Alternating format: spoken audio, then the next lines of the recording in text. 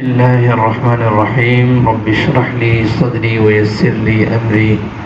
واحلل عقدة من لساني يفقهوا قولي رب زدني علما رب زدني علما رب زدني علما۔ دیکھیں، اسلام کا پہلا عظیم مقصد جو ہے وہ توحید کی سمجھ دینا ہے۔ اس وجہ سے قرآن کریم میں اللہ تعالیٰ نے تقریباً ہر ہی صفحے پر کسی نہ کسی اعتبار سے توحید کی جو ہے وہ بات کی ہے، شرک سے بچنے کی بات کی ہے، اور شرک میں داخل ہونے کے جتنے بھی ذرائع ہیں، جتنے بھی اینگلز ہیں، اللہ تعالیٰ نے ان پر بات کی ہے، اور مشرک شخص کے جتنے بھی دلائل ہیں ان کو اللہ تعالیٰ نے زیر کرنے کی اور ساری بات بتانے کی مسلمانوں کو کوشش کی ہے۔ اور پھر مشرک کے ساتھ قیامت کے دن کیا حالت ہوگی، اللہ تعالیٰ نے مختلف مشرک یعنی جو مختلف طریقے سے شرک کرتے ہیں،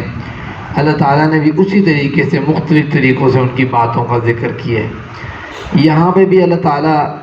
مشرک شخص کے متعلق ہی بتلا رہے ہیں کہ قیامت کے دن اس کے حالات و واقعات کیسے ہوں گے،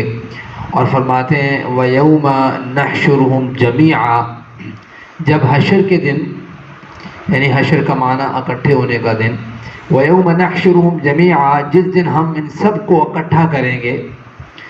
ثُمَّ نَقُولُ، پھر ہم کہیں گے لِلَّذِينَ، ان لوگوں سے أَشْرَكُوا مَكَانَكُمْ، جنہوں نے شرک کیا ہوگا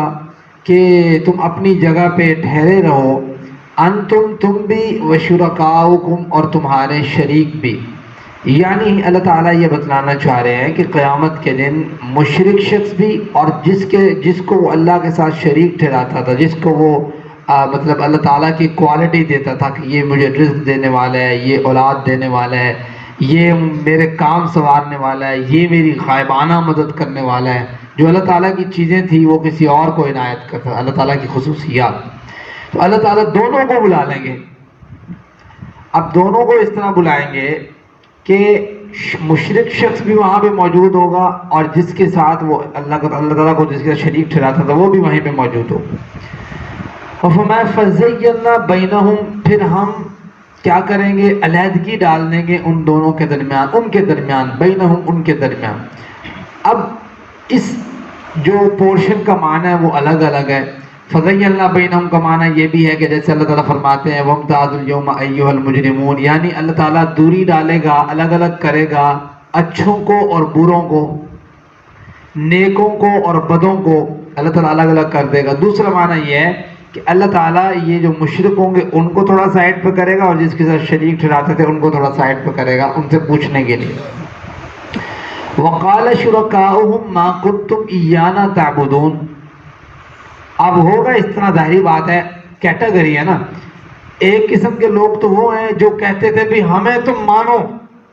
ہم یہ ہیں، ہم وہ ہیں، اس طرح کی بات کرتے تھے کہ ہم ایسا کر سکتے ہیں، ہم ویسا کر سکتے ہیں۔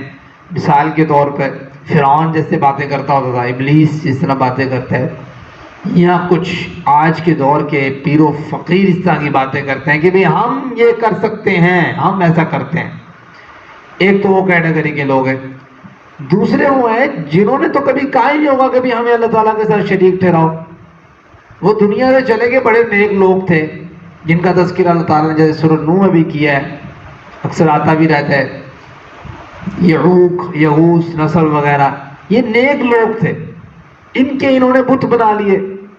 اب بت جن کے بنتے ہیں تو بت بنانا لازمی، تھوڑا ہم سوچتے ہوتے ہیں نا کہ یار یہ بتوں کی بات کرتے ہیں، یہ قبروں کی بات کرتے ہیں، ہم اس کو الگ کرتے ہیں، ذہن میں یہ سوچتے ہیں،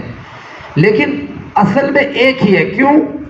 کیونکہ آپ غور کریں بھائی بت بنانے کی کیا ضرورت تھی؟ بت ایک کوئی خاص شیپ ہی ہوتی تھی نا کسی خاص بندے کی۔ اب وہ جو خاص بندہ ہوتا تھا وہ کون ہوتا تھا؟ وہ کوئی بزرگ ہی تھا۔ اسی طریقے سے قبر ہے، یہ بھی کوئی خاص بندہ تھا۔ تو یہ ہوتا اس طرح ہے، جیسے ہم پہلے بھی بیان کر چکے ہیں کہ کوئی بزرگ فوت ہوتا ہے، اس کے بعد اس کو دیکھتے تھے یہ نیک بندہ ہے، اس کی جو ہے نا عبادت شروع کرتے، وہ لمحہ لمحہ ایک سٹیپ بائی سٹیپ ہے کہ پہلے اس کا جو ہے نا شبیہ بنانا، پھر یہ کرنا، پھر وہ کرنا، کرتے کراتے کراتے شرک انٹر ہو جاتا ہے۔ تو اللہ تعالیٰ فرماتے ہیں کہ کچھ لوگ تو ایسے ہیں جو چاہتے ہی نہیں تھے ہمارے ساتھ شریک ٹھہرائیں، تو وہ کہیں گے وقال شرکاؤہم، وہ جو جن کو شریک ٹھہرایا ہوگا وہ کہیں گے ما کنتم ایانا تعبدون، بھائی تم ہماری تو عبادت نہیں کرتے تھے۔ اس کے دو معنی ہیں، ایک اور معنی بھی ہے۔ ایک یہ معنی ہے کہ جو لوگ عبادت کرتے ہیں نا کسی شخص کی، مدد کے لیے پکارتے ہیں، یا غوث مدد، یا فلاں مدد، یا علی مدد، یا حسین مدد، یا فلاں، سارے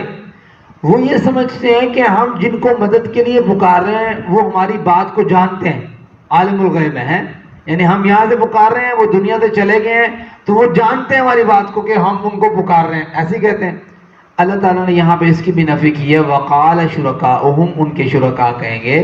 ما کنتم ایانا تعبدون، بھائی تم کس کی عبادت کرتے تھے، ہمیں تو پتہ ہی نہیں ہے کس کی عبادت شروع کی ہوئی تھی، کیونکہ ان کی تو پیشی پڑے گی۔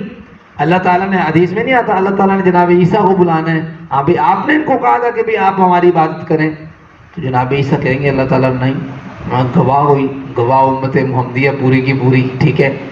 تو بات یہ ہے کہ بھائی وہ تو خود کہیں گے سانو آپ نہیں پتا بھی تو سے کی کرتے رہے ہو پیچھے۔ آگے اللہ تعالیٰ فرماتے ہیں فکفا، پس کافی ہے، باللہ اللہ تعالیٰ، شہیدن گواہ،